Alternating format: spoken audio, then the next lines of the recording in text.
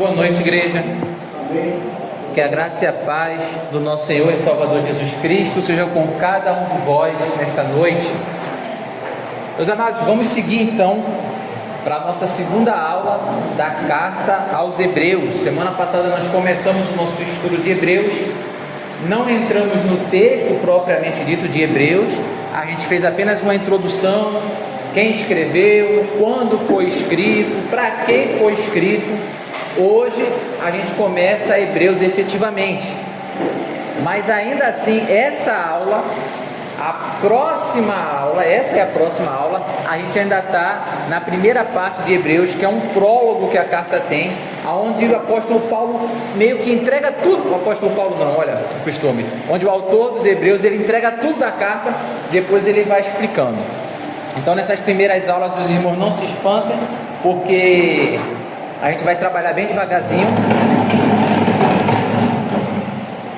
Os irmãos não se espantem que a gente nessa aula e na próxima vai ser bem devagarzinho, vão ser poucos versículos, mas a partir das outras aulas já vão ser bloquinhos maiores, a gente vai andar um pouquinho mais rápido na carta. Antes de começarmos, vamos recitar o nosso versículo, nosso tema da escola bíblica. Antes, crescei na graça e no conhecimento de nosso Senhor e Salvador Jesus Cristo. A Ele seja a glória, assim agora como no dia da eternidade. Amém. 2 Pedro 3,18. Então, antes de sermos enganados, antes de cairmos da fé de alguma forma, cresçamos na graça do nosso Senhor, e a glória seja para Ele. Não estamos aqui para glorificar o nosso nome, não estamos aqui para aprender, para ficar inteligente, tirar onda com o irmão A, com o irmão B, não. Nós estamos aqui para aprender mais de Deus e assim glorificar o nome dEle. Nós tínhamos deixado um deverzinho de casa, não sei se os irmãos lembram, nós pedimos que os irmãos lessem, né? Nós pedimos que os irmãos lessem esses textos aí em casa. Hebreus 1:1, que é o objetivo da aula de hoje. Evangelho de João 1, do 1 ao 18, Colossenses, Gálatas, Salmos, Deuteronômio. Porque esses textos daí, os irmãos que leram, e eu espero que os irmãos tenham lido e estejam com eles fresquinhos na mente, as coisas que esses textos falam, nós vamos ver e vamos aplicar hoje no primeiro verso de Hebreus. Então é bom que os irmãos tenham esses textos em mente, porque vai ser muito útil. Vamos para a nossa aula 2 de Hebreus. Mas antes eu fiquei devendo uma imagem para os irmãos.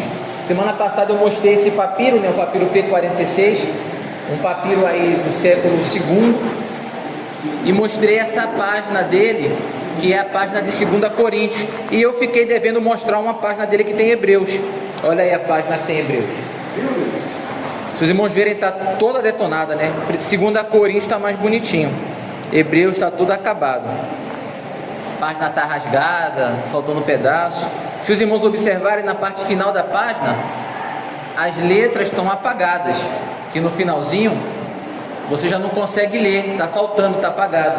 Então, com esse papiro você não tem o texto integral, mas juntando esse com o outro, você consegue montar. Existem papiros com texto 100%, tá? Com texto do começo ao fim, sem faltar nada. Mas esses mais antigos assim, sempre está faltando um pedacinho. Esse papiro aí, essa folha, é Hebreus 7, do 2 ao 11. Só a nível de curiosidade aí. Lembrando que essa cópia foi feita há mais ou menos 150 anos depois que a carta de Hebreus foi feita, a carta original é só 150 anos mais velho que essa cópia daí. Vamos lá então, vamos para o nosso início. Hoje a gente vai trabalhar só o verso 1 de Hebreus. Por que só esse verso? Por que a gente está tão devagarzinho assim? Como a gente falou semana passada, a carta aos Hebreus não foi escrita para a IBNA. Quem escreveu ela não estava pensando no povo paraibano de Pitimbu, no litoral sul paraibano. Não era na gente que ele pensava, era naquele grupo de judeus que haviam sido convertidos. Então, quando ele escreve a carta, ele escreve para uma audiência judia que tinha uma mente judia. Então, quando ele escreveu aquilo ali, ele já sabia que a pessoa ia entender. Nós, quando lemos, nós temos que primeiro pensar o que é que isso queria dizer para o destinatário original. O que é que quem leu isso entendeu? Ah, então foi isso que quem leu entendeu. Disso daí, o que é que eu tiro para a minha vida? Essa é a dificuldade da exegese bíblica. É a gente entender o que é que o destinatário original iria entender. Por isso, alguns textos da Bíblia são mais fáceis. Por exemplo, o Evangelho de Lucas. Lucas escreve para Teófilo, um amigo dele que não era judeu. Então, como a gente não é judeu, Lucas estava escrevendo para quem não era judeu, e Lucas explica algumas coisas. Então, para a gente é bom, porque a gente está mais perto de Teófilo do que de um judeu. Agora, quando você vai ler algo escrito para um povo judeu, dá um pouco mais de trabalho. Por isso é muito difícil ler Isaías, ler Jeremias, porque é outra cultura, outra época, outro idioma, dá um pouquinho de trabalho. Hebreus, do verso 1 ao verso 4, do 1 ao 4, há ali uma espécie de prefácio da carta. Uma introdução que o apóstolo faz, que o autor faz, do 1 ao 4, é um prefácio, onde ele vai jogar um monte de coisa importante. Ele vai jogar várias informações importantes, para meio que fazer ali um alicerce, e depois, quando ele começar a explicar, ele vai puxar essas informações que ele lançou do verso 1 ao verso 4. Então, do verso 1 ao verso 4, nós temos que caminhar bem devagarzinho, para a gente entender, que aí quando chegar lá na frente, a gente começar a ver um capítulo inteiro por domingo, a gente poder puxar essas coisas que estavam nesses primeiros versos. Por isso, a aula hoje vai ser só um versículo, e a aula semana que vem são só mais 3. Mas depois a gente vai pegar um pouquinho mais de velocidade. Verso 1: havendo Deus antigamente falado muitas vezes e de muitas maneiras aos pais pelos profetas, a nós falou-nos nestes últimos dias pelo Filho. Esse verso, irmãos, eu queria dividir ele da seguinte forma. Olha só. Havendo Deus antigamente falado, é uma coisa.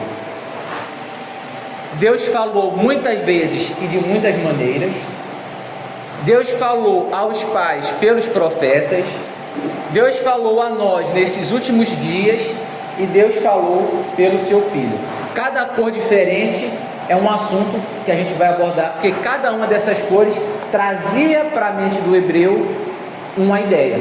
Quando ele lia aquilo ali, já vinha algo na mente dele. E é importante que a gente tenha isso fresquinho, porque senão a gente pode se embananar um pouquinho mais para frente. Então vamos lá devagarzinho. Gente, lembrando que isso não é uma pregação, pelo amor de Deus. Isso é escola bíblica. Então, se alguém tiver alguma dúvida, alguém quiser fazer uma pergunta, pedir para repetir, não entender, é só levantar a mão e falar, tá? Sacanagem não. Viu, irmã Fabíola? A irmã fala muito. Então, a irmã fala no grupo lá de leitura da Bíblia, a irmã nunca que faz pergunta. Então, se a irmã quiser perguntar, pergunte, não se acanhe não, é o que eu estou falando, pergunte. Não é para se acanhar não, tá? Vamos lá. Havendo Deus antigamente falado, já tem um detalhe importante que a gente não pode perder de mão, que é Deus falou. Quem falou foi Deus. Não é o homem que correu atrás de Deus, foi Deus que antigamente havia falado. E isso faz uma diferença muito grande, porque a fé bíblica não começa com o homem buscando a Deus, mas começa com Deus se revelando. A revelação, ela não vai do homem que está buscando descobrir em Deus. É Deus que está trazendo do homem. É Deus que traz para o homem.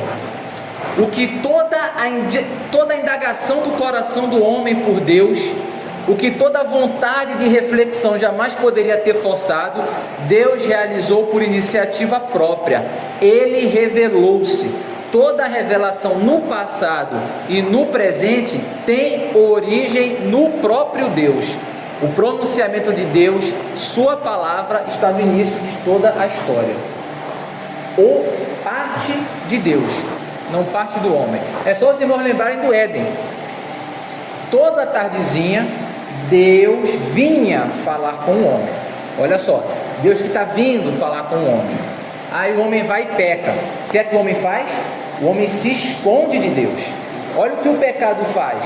O pecado, naturalmente, ele faz o homem querer fugir de Deus. A gente normalmente, naturalmente, na natureza caída, a gente corre de Deus. A gente repele. O que Adão fez, nós refletimos até hoje. Adão se esconde de Deus. E o que é que Deus faz? Deus vem atrás do homem. E Deus chama o homem, e Deus começa a perguntar pelo homem. De quem está partindo o interesse aí de restaurar a comunhão? De Deus, não é do homem. O homem se escondeu. Deus que está vindo atrás do homem. O que é que o homem tenta fazer? O homem fica com vergonha, porque o homem está nu, e ele tenta cobrir a nudez dele, ele tenta cobrir o erro dele. Como? Ele pega umas folhas de figo, costura lá e faz uma roupa. O homem sempre tenta remediar os problemas dele do seu próprio jeito. E até hoje a gente faz a mesma coisa. Nós queremos nos salvar do nosso próprio jeito. E o que é que Deus faz? Deus expulsa o homem e a mulher do Éden, e Deus faz roupas de quê? De couro. Deus sacrifica um animal para, com esse animal morto, ele cobrir o erro dos homens. Os irmãos já estão vendo aí, de maneira bem sutil, um símbolo do que vai acontecer. Um animal precisa ser morto para poder o erro do homem ser coberto, para a vergonha do homem ser coberta. Quem faz isso? Deus. Parte da onde? Parte de Deus. É muito sutil, mas já é um prenúncio do que aconteceria. Então a gente precisa entender, toda a revelação, ela parte de Deus, não parte dos homens. Então é Deus que sabe o que Ele está fazendo, e é o desejo de Deus restaurar a comunhão com o homem. O que nós fazemos é responder a esse primeiro passo que Deus dá. Nós amamos porque Ele nos amou primeiro. Está lá nas cartas de João. Nós o amamos, mas porque Ele nos amou primeiro. Então tudo começa no Senhor. Havendo Deus antigamente falado, foi Deus que começou essa história que a gente vai ver daqui para frente. Começou com Deus isso daí. Deus falou aos pais pelos profetas, e a gente precisa entender que profetas são esses e da onde eles saíram. O tempo dos profetas, ele começa mais ou menos ali com a decadência do sacerdócio lá na época de Samuel, na época de Eli. Dali começa o tempo dos profetas. Antes disso havia profeta? Havia. Abraão é chamado de profeta, Moisés é chamado de profeta, Miriam de profetisa, Débora de profetisa. Mas esses profetas, eles eram pontuais, que Deus levantava esporadicamente para trazer uma mensagem. A partir daí, Deus inicia o que se chama de profetismo em Israel. Deus inicia, vamos dizer assim, o ofício profético em Israel. Começa em Samuel. Esses profetas, o profeta Amós testemunha: certamente o seu Deus não fará coisa alguma sem primeiro revelar o seu segredo aos seus servos os profetas. São eles os portadores dos mistérios e das revelações de Deus. Nós lemos em 1 Pedro que o Espírito de Cristo testificava aos profetas o que iria acontecer, e eles queriam entender sobre a salvação. A gente viu que até os anjos queriam entender como seria a salvação, mas eles sabiam que não era para o tempo deles. Os irmãos lembram? A gente leu isso em 1 Pedro. Esses profetas, eles eram os portadores dos mistérios e da revelação de Deus. Aí vem a pergunta: mas por quê? Por que é que Deus levantou esses profetas? Se antes não tinha, por que é que passou a ter? E por que é que a gente não está vendo mais isso hoje em dia? Quando que esses profetas começam? Duas situações. Primeira situação, sacerdócio em decadência. A palavra do Senhor era rara naqueles dias. Eli era o sacerdote, os filhos dele não davam bons exemplos, os irmãos conhecem lá em 1 Samuel, faziam um monte de coisa errada. Isso indica uma crise institucional, o povo já não queria mais levar as ofertas, o povo já não queria mais fazer as ofertas alçadas, os pedidos de perdão, o povo não queria mais fazer, porque o sacerdócio estava corrompido. Isso indica corrupção cultural e falha na liderança espiritual.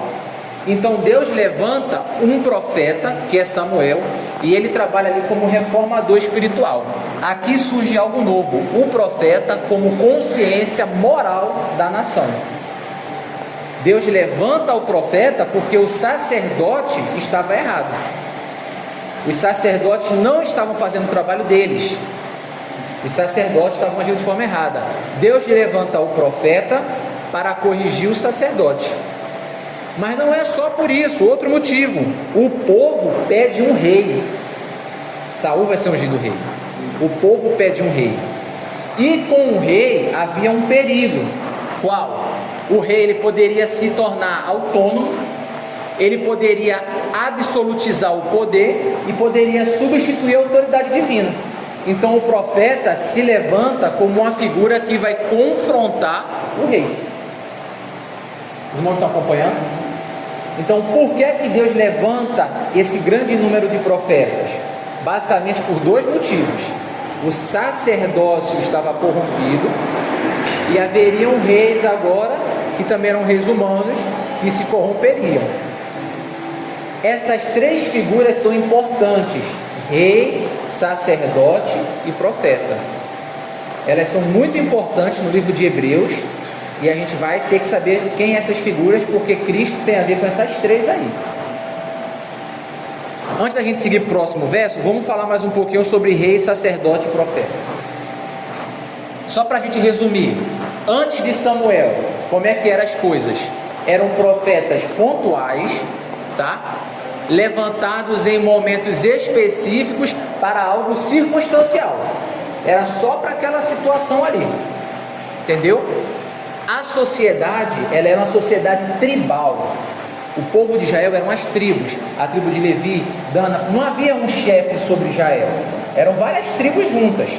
Quando se levantava um juiz, ele não era um juiz sobre toda Israel. Débora foi juíza, mas era só de um pedacinho.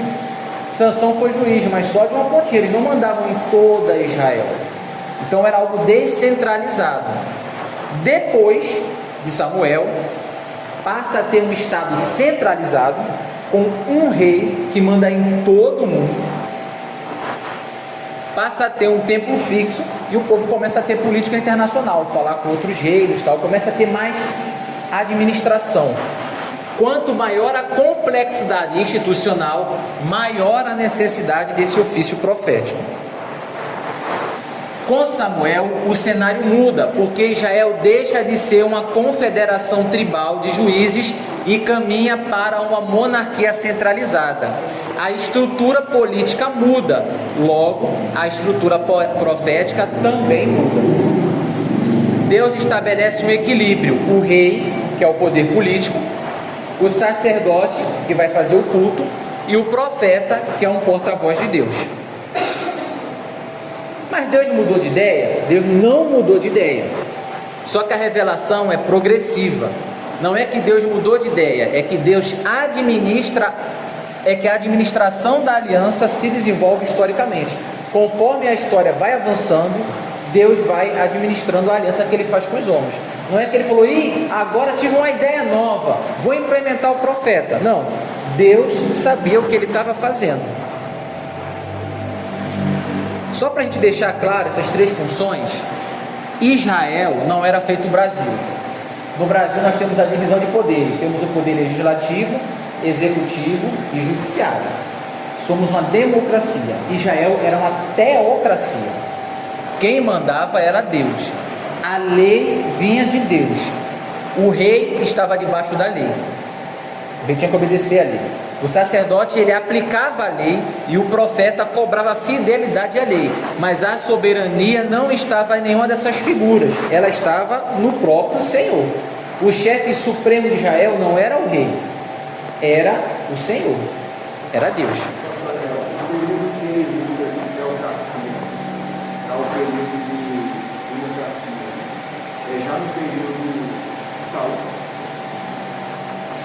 Durante o período da monarquia de Israel, ainda era uma teocracia. Era uma monarquia, mas era uma teocracia. A ideia é que Israel sempre fosse teocrático, Deus devia mandar. Só que muitos reis que se levantam passam a ignorar Deus. E aí Israel não... você vê, Israel hoje é uma democracia. O povo vota, tal, mas não era esse o ideal de Deus. Nesse momento inicial ainda funcionava. Você vê que Saul, ele tinha muito medo de Samuel. Ele era rei, mas ele respeitava muito a figura de Samuel, porque Samuel era um profeta.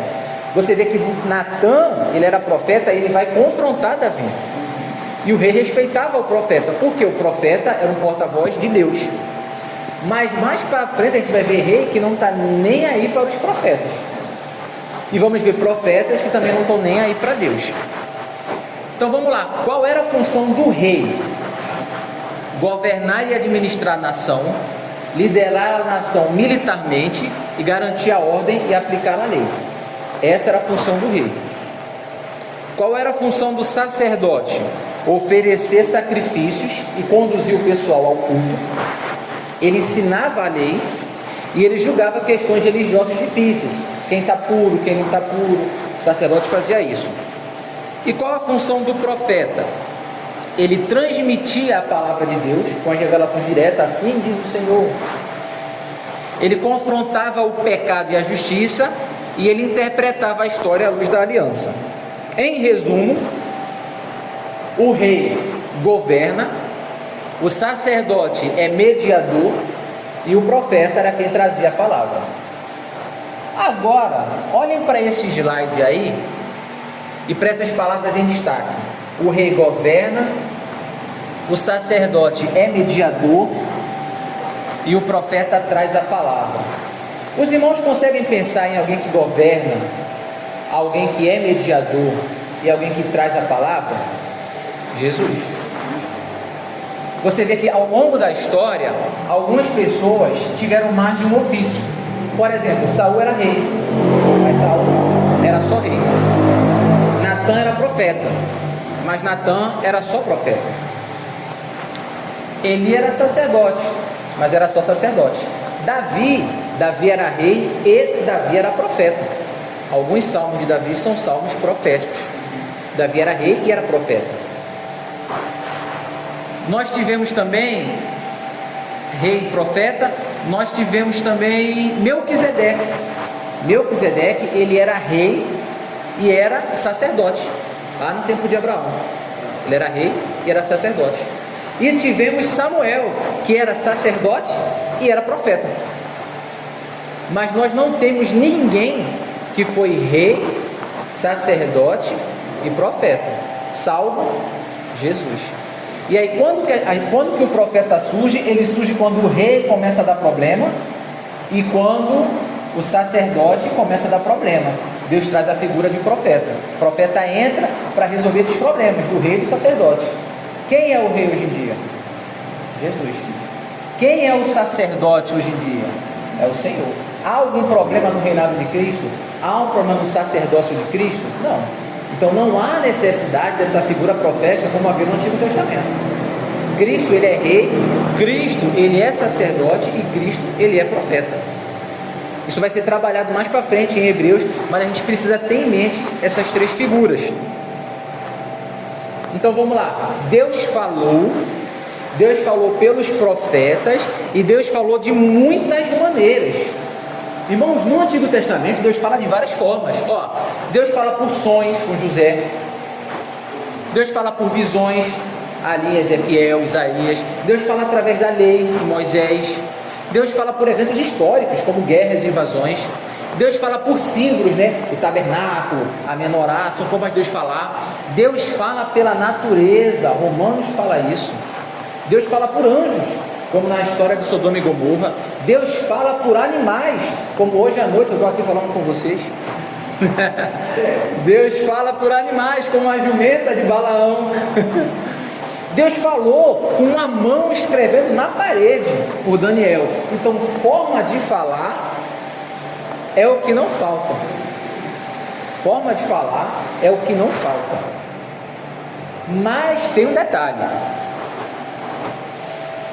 Contudo, aquilo que no Antigo Testamento é caracterizada, aquilo que no Antigo Testamento é característica das possibilidades infinitas de revelação da parte de Deus, aparece no Novo Testamento sendo tão somente uma revelação preliminar, parcial e inconclusiva. Deus se revelava de muitas formas, mas a revelação no Antigo Testamento, ela era preliminar, ela era parcial e ela era inconclusiva. Temos a ideia da revelação fragmentada e progressiva. A revelação era verdadeira, mas parcial. Era como as peças de um mosaico. Deus se revelava de várias formas, mas a revelação ela é parcial, ela é progressiva. Você vê que no Éden ele fala para Eva: virá um da cabeça da serpente, virá um da semente da mulher que esmagará a cabeça da serpente. Ela vai lhe ferir o calcanhar e ele vai lhe esmagar a cabeça. Ponto, acabou. Deus não dá mais detalhes. Depois vão surgindo os profetas e a revelação ela vai caminhando, mas era uma revelação parcial, não estava tudo esclarecido. E aí ele fala: nesses últimos dias falou o Senhor através do seu Filho. Nesses últimos dias é um detalhe que passa muito desapercebido para a gente. Passa muito desapercebido, porque últimos dias era uma expressão do povo hebreu para os eventos apocalípticos, para os eventos do fim dos tempos. Então, quando o autor de Hebreus fala nesses últimos dias, ele não está falando ultimamente, ele não está dizendo isso. Ele está querendo dizer que nós chegamos nos últimos dias, que Deus no passado falou com o homem de muitas formas, mas que nós chegamos nos últimos dias, nós chegamos no fim dos tempos. E agora Deus vai falar de uma maneira diferente com a humanidade. A expressão em hebraico é Akarit Hayamim. Por que eu botei a expressão em hebraico ali?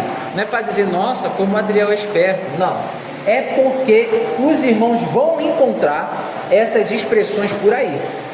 Existe uma banda com esse nome daí, Akarit Hayamim, uma banda de judeu. Se os irmãos forem no Google, volta e meia vão encontrar essas expressões. Centro Educacional Akarit Hayamim, vocês veem essas palavras assim. Então é bom a gente conhecer para saber de onde saiu.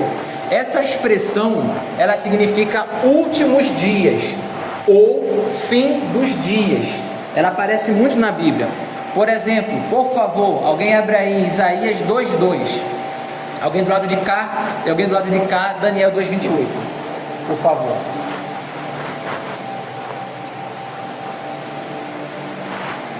Isaías 2:2 e Daniel 2:28.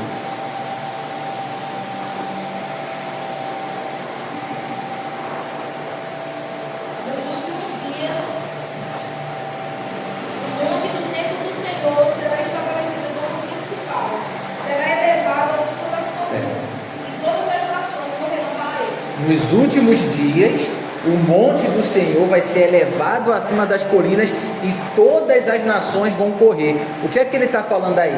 Do fim dos tempos, quando todas as nações virão em direção a Deus. É nos últimos dias, é algo escatológico. Daniel 2:28. Mas há um Deus no céu, o qual revela os mistérios, pois faz saber ao rei Nabucodonosor o que há de ser nos últimos dias. O teu sonho e as suas visões, a tua cabeça, onde estava no teu leito, são estas. Ou seja, Nabucodonosor tem aquele sonho com a estátua, e Daniel fala que Deus fez Nabucodonosor saber o que iria acontecer nos últimos dias. Aquela estátua, se os irmãos lembram, representa todos os reinos da terra. Depois uma pedra que é quebrada sem um auxílio de mão vem e esmiuça todos os reinos da terra.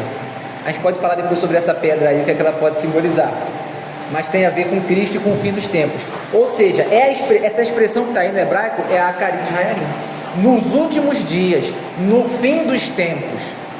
E é o que o autor está falando. Ela aparece em vários lugares, tá?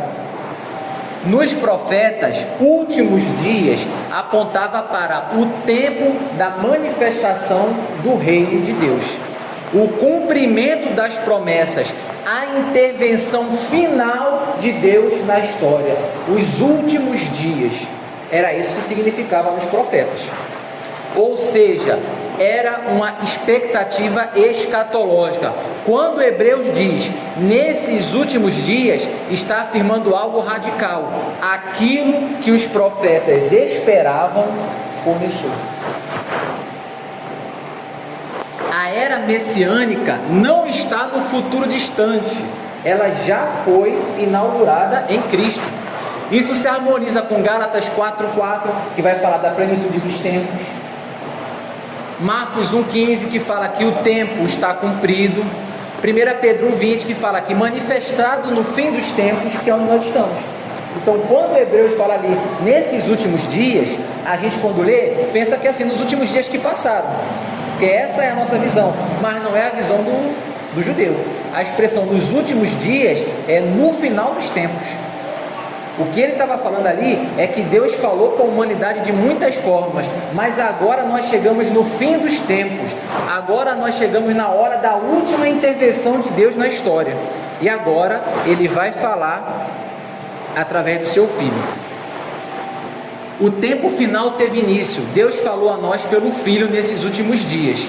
Os homens de Deus da antiga aliança ansiaram pela vinda do tempo final, quando falavam no fim dos dias. Essa época profetizada no Antigo Testamento é o tempo do Messias e ao mesmo tempo a época em que vivem os destinatários de Hebreus. Por isso o apóstolo diz nesses últimos dias. No mesmo sentido também o apóstolo João escreve: filhinhos, já é a última hora. O apóstolo João, nós já lemos 1 João capítulo 2, já passou o capítulo 2, né? Ele fala: filhinhos, já é a última hora. Porque já estamos no momento final. Que momento final? O momento final do plano de Deus. A gente pensa muito no Apocalipse como se tivesse muitas coisas para acontecer, mas o que era de grandioso para acontecer, já aconteceu, foi a vinda de Cristo. E aí, meus irmãos, a gente chega na cereja do bolo. Ele nos falou pelo Filho. Isso aí, meus irmãos, é a cereja do bolo. Botei até ali em gregozinho como aparece: em ruiu. O texto não diz que ele falou por meio de um profeta, nem por meio de uma mensagem, mas pelo Filho. E aí tem um detalhe: no grego está escrito em Filho, não tem o artigo. Deveria ter em o Filho, no Filho, não tem o artigo. Quando, isso é da língua grega, quando no grego você escreve desse jeito, eles faziam isso quando eles queriam dar uma ênfase especial na frase. Por exemplo, se eu falo uma frase: mamãe, eu engoli 2 moedas. Eu falando, eu posso dar ênfase. Por exemplo, mamãe, eu engoli 2 moedas. Onde é que está a ênfase? Que foram 2. Mamãe, eu engoli 2 moedas. A ênfase está o quê? Está no fato de eu ter engolido, não na quantidade das moedas. A quantidade ela é real, mas eu estou enfatizando que eu engoli. Mamãe, eu engoli 2 moedas. A ênfase está em mim, fui eu que fiz isso. Os irmãos percebem que a gente também tem isso no português? O grego também tem isso do jeito deles. Da forma que está escrito ali no grego, o foco está na natureza, não na identidade. Ou seja, quando o autor de Hebreus fala que Deus falou pelo Filho, ele não está enfatizando em quem, mas no que. O foco ali não é quem está trazendo a mensagem, é o que é quem está trazendo a mensagem. Quem está trazendo a mensagem é o Filho. O autor está querendo enfatizar: nos últimos tempos Deus falou conosco pelo Filho. É isso que ele está enfatizando. Não é que o Filho trouxe uma mensagem, o foco não está na mensagem, está no Filho. Foi o Filho, o próprio Filho de Deus que trouxe a mensagem. Deus falou de muitas formas no passado. Deus já falou através de uma jumenta. Mas agora não é jumento, agora não é profeta, agora é o próprio Filho. Esse é a ênfase. Deus não enviou apenas palavras, Ele enviou a própria palavra encarnada, Jesus, o Verbo de Deus. No princípio era o Verbo, no princípio era a palavras, o Logos de Deus. Isso, meus irmãos, é grandioso demais. Não é uma continuação óbvia, em linha reta, da forma anterior da revelação divina, mas é algo inteiramente novo. Ninguém estava esperando isso. Ninguém, e a gente vai ler esse versículo, que ninguém esperava isso. Ninguém estava esperando isso. Deus faz algo inesperado, algo completamente novo, algo que quebrou o paradigma. Ele manda o seu próprio Filho. O inimaginável, que ultrapassa todas as possibilidades e as limitações do nosso pensamento, veio a ser realidade. Deus falou pelo Filho, a palavra tornou-se carne. Em Jesus Cristo, a revelação de Deus tornou-se perfeita. Colossenses 1,15, vamos ler por gentileza. Colossenses 1,15. A gente precisa entender isso daí, irmãos, porque esse final de aula, estamos no final, e a aula que vem é só sobre Jesus e o que Jesus é. Então a gente precisa entender quem é o nosso Deus. Desde que era Pai do Deus invisível, o primogênito de toda a criação.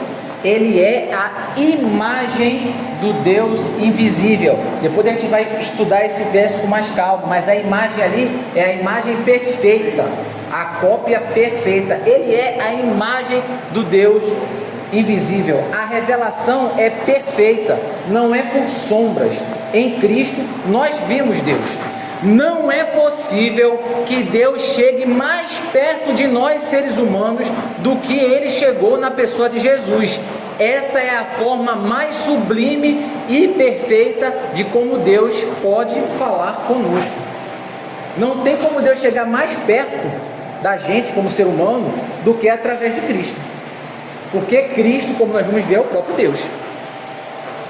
Ele, porém, não é apenas a revelação perfeita, mas ao mesmo tempo é a última revelação de Deus. Por quê? Depois de Deus mandar o próprio Filho, depois de Ele mandar a palavra, Ele vai mandar mais o quê? O que é que tem para Ele te surpreender ainda? É aquela música, né? O melhor de Deus ainda está por vir. O que é que tem de melhor ainda para Ele mandar, gente? Porque se Ele já mandou o Filho, que carta é essa na manga que Ele tem?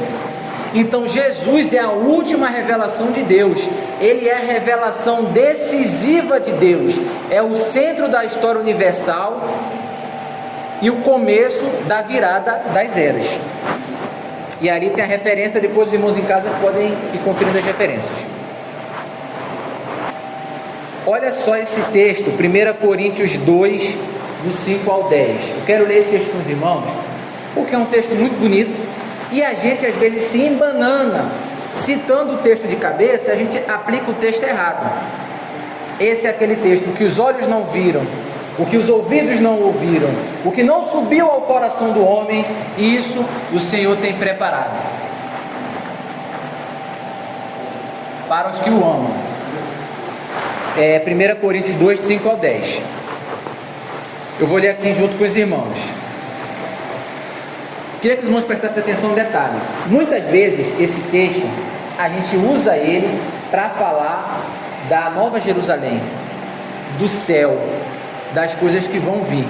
Porque, irmãos, o céu é maravilhoso, há ruas de ouro, e a Bíblia fala que os olhos não viram, que os ouvidos não ouviram, que não subiu ao coração do homem, isso Deus tem preparado para os que os amam. E a gente usa isso como se isso fosse algo que ia vir. Não estou dizendo que está errado, não estou dizendo que são coisas maravilhosas que Deus preparou para a gente, mas não é isso que o texto está dizendo. O que os olhos não viram, o que o coração não subiu ao coração do homem, o que ninguém imaginou, não é o que está por vir, é justamente o que ele trouxe. Vamos ler, verso 5, Paulo está falando ali: para que a vossa fé não se apoiasse em sabedoria dos homens, mas no poder de Deus. Todavia, falamos sabedoria entre os perfeitos, entre vocês que já foram evangelizados. Não, porém, a sabedoria desse mundo, nem dos príncipes deste mundo que se aniquilam, mas falamos a sabedoria de Deus, oculta em mistérios. Paulo está falando, a nossa pregação é a sabedoria de Deus que está oculta em mistérios, a qual Deus ordenou antes dos séculos para a nossa glória. O assunto que Paulo falava com a igreja de Coríntios era um assunto coberto por mistérios e que Deus tinha ordenado antes da fundação dos séculos. Vamos pensando aí o que aconteceu antes da fundação dos séculos. A qual nenhum dos príncipes desse mundo conheceu. Ou seja, essa sabedoria oculta em mistério, nenhum dos príncipes conheceu essa sabedoria. Porque se a conhecessem, nunca crucificariam ao Senhor. Opa, essa sabedoria que os príncipes não conheceram, eles não conheceram, porque se eles conhecessem, não teriam crucificado a Cristo. Essa sabedoria tem a ver com o quê? Tem a ver com Cristo. Se eles soubessem disso, eles não crucificariam Cristo. Mas como está escrito, as coisas que o olho não viu, e que o ouvido não ouviu, e não subiram ao coração do homem, são as que Deus preparou para os que o amam. Mas Deus nulas revelou, ou seja, Deus já revelou essas coisas, as coisas que os olhos não viram, que o ouvido não ouviu, as coisas que não subiram ao coração do homem, essa sabedoria que estava oculta em mistério, Deus revelou, não está mais oculto. Deus revelou a nós pelo seu Espírito, porque o Espírito de Deus penetra todas as coisas, ainda as profundezas de Deus. Do que o apóstolo Paulo está falando aqui? Ele está falando da obra salvadora de Cristo. Cristo ter vindo, Cristo ter encarnado, o Verbo eterno ter encarnado, ter morrido pelos nossos pecados, isso daí é justamente as coisas que o olho não viu, que o ouvido não ouviu, que nunca subiu ao coração do homem. Ninguém nunca imaginou que o próprio Deus fosse nascer em forma humana. Esse é o mistério, o grande mistério que foi revelado. A Bíblia, irmãos, não é um livro de mistério, tanto é que ela é chamada de revelação. O pessoal fala, Vaso, tu gosta de mistério? Eu disse, eu gosto de mistério, não gosto de revelação. Se for mistério, é misterioso, eu não sei. Eu tenho um mistério para você, nem me entregue, meu irmão. Se é mistério, é misterioso, eu vou fazer o que com mistério? Eu não sei, é mistério. Eu não quero segredo, eu não sou da turma do Scooby-Doo. Quem gosta de segredo é Scooby-Doo para descobrir mistério. Não sou da turma do Scooby-Doo, não descobri mistério. A palavra, ela já foi revelada. Esse mistério que era oculto no passado, que ninguém sabia, como a gente leu em 1 Pedro, que os anjos desejavam saber o que ia acontecer, que os profetas queriam entender como é que acontecia a salvação, mas ninguém sabia, porque se soubesse não teriam matado o Senhor. Ninguém entendia isso. Essas coisas misteriosas, ocultas e secretas que Deus preparou antes da fundação do mundo, Ele nos revelou pelo seu Espírito. Então não é mais mistério, é revelação. Ninguém esperava que fosse ser como foi. Não sabem o que fazem, porque de fato eles não sabiam o que fazer. Nem os próprios apóstolos entendiam. A Bíblia fala que Jesus fala para os apóstolos, olha, é necessário que o Cristo padeça, tal. O que é que Pedro fala para Jesus? Não, Senhor, tu não pode morrer. Pedro não estava entendendo. Jesus fala, para trás de mim, Satanás. Tu não está entendendo o negócio. Jesus fala, gente, amor. Aí vamos pregar na cidade, a cidade não aceita. Senhor, quer que a gente mande descer fogo do céu?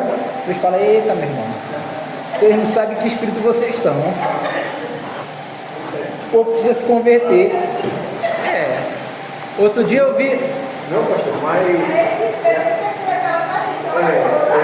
A situação é essa mesmo. É complicado, né? Você vê, né, que Jacó resolveu na mão, né, com o anjo.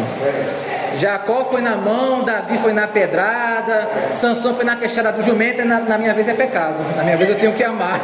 Olha só que situação, né? Mas é porque a revelação ela é completa.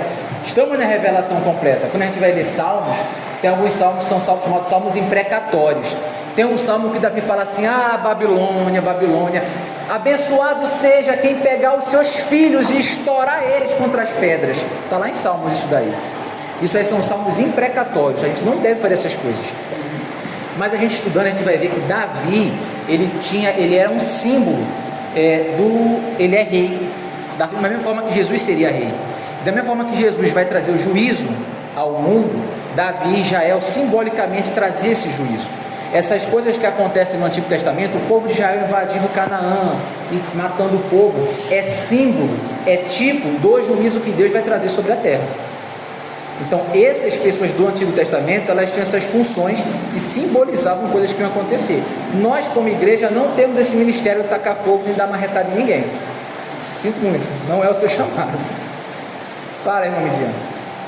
Tem certeza? Fazendo careta para mim, tá tentando chegar, ela faz umas caras feias, eu digo, a pergunta ela não está gostando. Os irmãos entenderam, né, meus irmãos?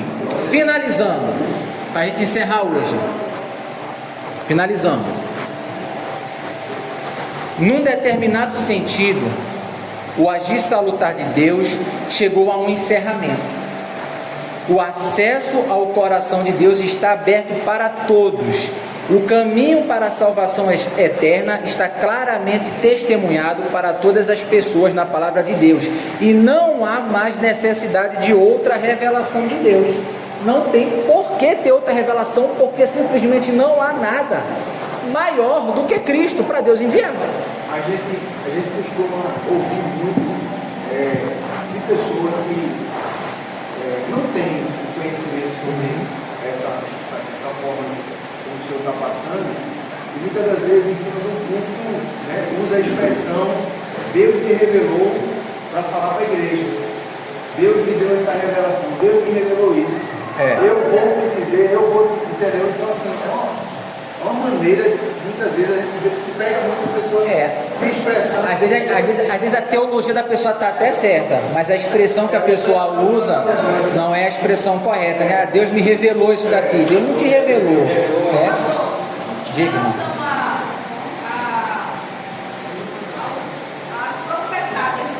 Certo. Pensando e entendendo do jeito que está se explicando hoje, então talvez uma forma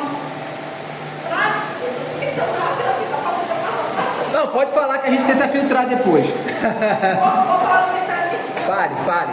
Hoje em dia, chegam as pessoas para a gente e dizem, Deus mandou te dizer, né? Certo. Diz uma palavra. Bem no estilo do Antigo Testamento. Como se aquela pessoa, eu sou o profeta de Deus, eu estou aqui mandando o recado. Certo. A gente pensando como o hebreu está nos ensinando hoje, isso é para Deus, quer dizer... É uma situação muito complicada a situação dessas pessoas. Diga. Ferindo a palavra. Ele diz assim, maldito o menino. Eu quero explicar para você. Anátema, sim. E aquilo que está filho da palavra contra Cristo, ele diz, maldito é. Certo, isso. Então, de certa forma, essas pessoas que agem assim hoje em dia são anátemas. Vamos lá. O texto que fala sobre anátema, ele fala sobre novas revelações, novas doutrinas. Se alguém chega e fala assim diz o Senhor, é até complicado usar essa expressão, porque, salvo engano, eu acho que tem um texto em Jeremias que Deus fala assim, que vai pegar nos profetas que falam assim diz o Senhor, que ninguém mais vai usar essa expressão, mas não vou confirmar as coisas mais não, mas vamos lá.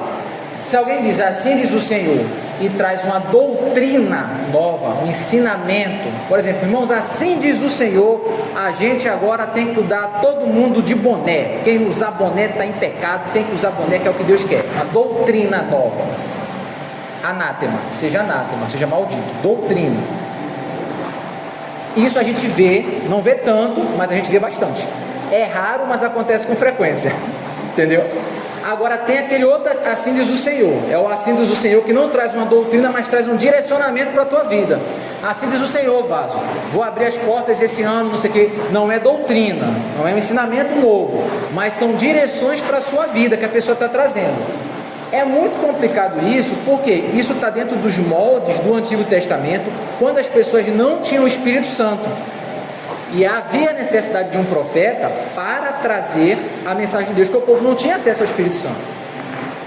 Nós hoje somos profetas do Senhor, todos somos profetas, porque nós falamos da Bíblia, que é a palavra de Deus, então nós somos profetas, nós somos sacerdotes reais, então nós somos reis, profetas e sacerdotes.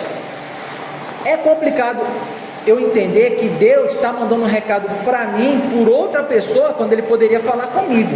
Então, de certa forma, está ferindo o que Cristo fez. Exatamente.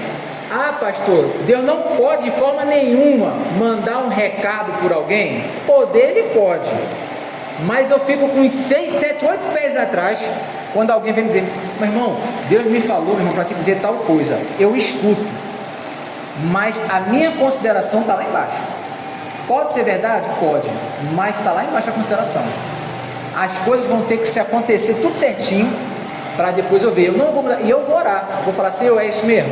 Porque se for, porque tu não falou comigo? Confirma no meu coração. Só que a gente é enganoso. Por exemplo, eu conheço uma jovem, que eu não vou falar o nome dela porque eu casei com ela, e aí depois eu vou falar, que uma vez recebeu uma profecia que ia casar com um rapaz lá, e o rapaz era bonitão. Ela disse: Senhor, confirma, um passarinho piou no poste. Ela: opa, é a tua confirmação, Senhor, porque o cabo era bonito, entendeu? Teve uma outra profecia, que ela é cheia de profecia para casamento, né? Recebeu várias. Aí casou com quem não tinha profecia, que fui eu. Recebeu uma profecia que era para casar com um abençoado lá. O abençoado todo errado, em adultério, não servia ao Senhor, todo mulherengo. E parece que ele era meio feio, né? Aí ela ficou muito na dúvida, porque era feio. Aí ela pediu para Deus confirmar. 4 irmãs da igreja vieram confirmar a profecia para ela. Então ela pediu uma confirmação, e 4 irmãs vieram confirmar a profecia. Profecia que ela ia se casar com esse rapaz. Eu te pergunto, ela casou com esse rapaz? Não casou com ele. Esse rapaz casou com ela? Não, casou com outra mulher. Cadê a profecia de Deus se cumprindo? Então não era de Deus. E teve gente que confirmou. Crente, a gente não deve ficar atrás de profecia. A gente leu lá em Timóteo que a palavra de Deus, ela é perfeita e suficiente para fazer o homem perfeito e plenamente aplicável para toda boa obra. Então a palavra de Deus, ela tem tudo o que você precisa para toda boa obra. Tudo o que você precisa está lá. Gente que vem, gente que vê profecia, a maioria das profecias, infelizmente, vem do coração do homem. De coisas que a pessoa pensa, de coisas que a pessoa acredita, e a pessoa externa como: Deus me disse, quando na verdade não foi Deus que disse. Às vezes é do coração da própria pessoa que está dizendo aquilo ali. Acho que a pessoa deveria fazer aquilo do jeito dele aí. Deus me revela. A gente tem que ter muito cuidado mesmo, quando a gente fala para alguém: irmãos, Deus me falou alguma coisa. Tem que ter muito cuidado. Isso no Antigo Testamento era apedrejamento. Não, Deus disse tal coisa, não cumpriu, pedra nele. Era assim. Então a gente precisa ter muito cuidado. E as pessoas banalizam isso. Você vê que no Antigo Testamento, vai ler direitinho a história de José. José era um sonhador. Gente, José teve um sonho com o trigo lá e com as estrelas quando ele era jovem. José não tem mais nenhum outro sonho. E José interpreta o sonho de um rapaz na prisão, quando ele estava já adulto. 2 anos depois, ele interpreta o sonho do faraó. Só isso. São 2 interpretações de sonho numa vida inteira. E José é tido como um sonhador. Como se Deus falasse com José a hora toda. Deus apareceu, Deus falou com Abraão. Aí, no outro capítulo, Deus fala com Abraão. Aí quando tu vai ver, é 10 anos depois, é 13 anos depois. Deus não ficava falando toda hora. Agora com o irmãos velhos, Deus fala, cada 10 minutos Deus está falando com o cabo, entendeu? É muito Espírito Santo, é muita intimidade com Deus. Então nem na Bíblia a gente vê Deus falando tanto assim. Às vezes a gente lê assim de carreirinha, é igual um milagre. A gente vai ver isso quando a gente começar a ver o Evangelho de João. Milagre não acontecia a hora toda não. Você tem milagres em Moisés, você tem milagres em Elias e Eliseu, depois você tem milagres em Jesus. Nesse meio tempo há um vácuo de milagre. Você tem ali um rapaz que curou o outro, mas é esporádico, não estava acontecendo. Os milagres, eles só aparecem na Bíblia quando Deus quer trazer alguma coisa. Em Moisés, para quê? Para provar que ele era Deus. Em Elias, que foi um momento o povo todo estava se afastando do Senhor. E em Jesus, para provar que ele era o Filho de Deus, e dos apóstolos que eram os enviados dele. Então o milagre, ele é muito específico, ele é um sinal. Vamos seguir aqui. Se estamos nos últimos dias, se nós já estamos nos últimos dias, então nós não aguardamos uma nova revelação superior, não aguardamos um novo sistema redentor e não aguardamos um novo mediador. Cristo, ele inaugurou os últimos dias, mas ainda estamos aguardando a consumação. Já estamos nos últimos dias, mas falta terminar. Pit stop, para a gente terminar a aula. Percebemos que no passado Deus falou em partes, agora Deus falou plenamente. No passado ele falou pelos seus servos, agora ele falou pelo Filho. No passado eram sombras, agora é a realidade. Um resumo aqui da teologia do texto. Podemos enxergar 3 movimentos. Deus é o sujeito. Ele inicia, ele revela e ele governa a história. Parte de Deus. Deus falou, foi ele que tocou isso daí. 2, a revelação, ela é progressiva. Ela vai ampliando, ampliando, ampliando. E a revelação é culminante. Cristo não é um estágio, ele é o ápice. A revelação foi até chegar em Cristo, que é a cereja do bolo da revelação. Se Cristo é a revelação final, como nós devemos ler o Antigo Testamento? A gente vai pensar sobre isso um pouquinho. Se Cristo é o ponto máximo da revelação, como que a gente tem que ler o Antigo Testamento? Será que existe nova revelação hoje, no mesmo nível de Cristo? O que significa rejeitar a Cristo à luz disso?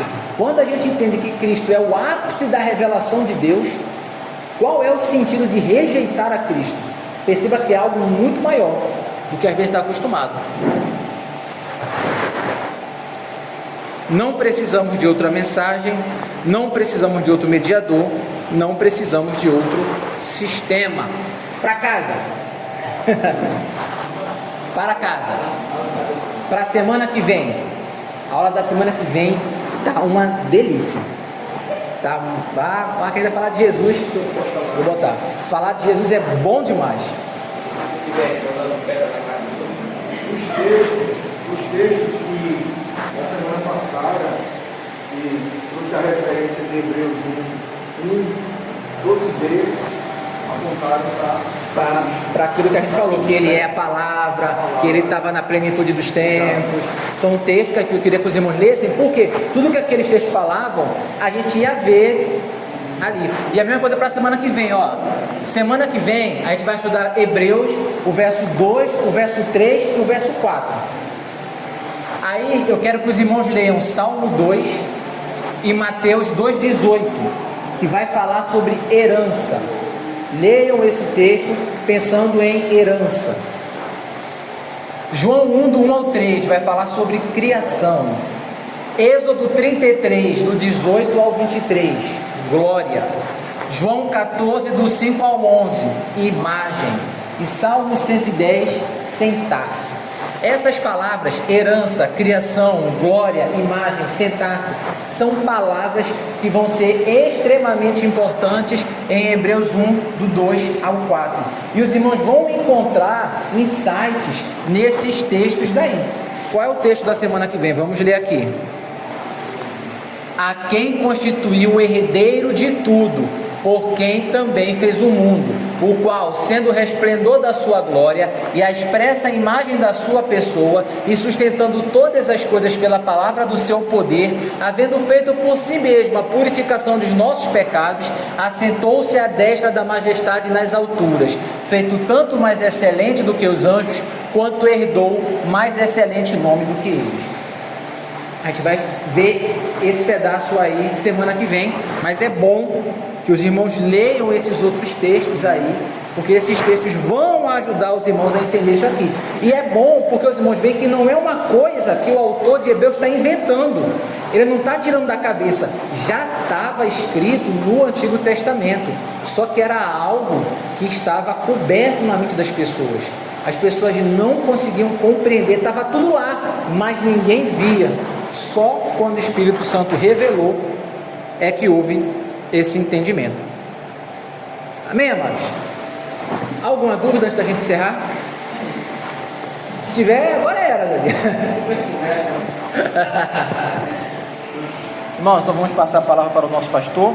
Vamos encerrar então a nossa aula de hoje.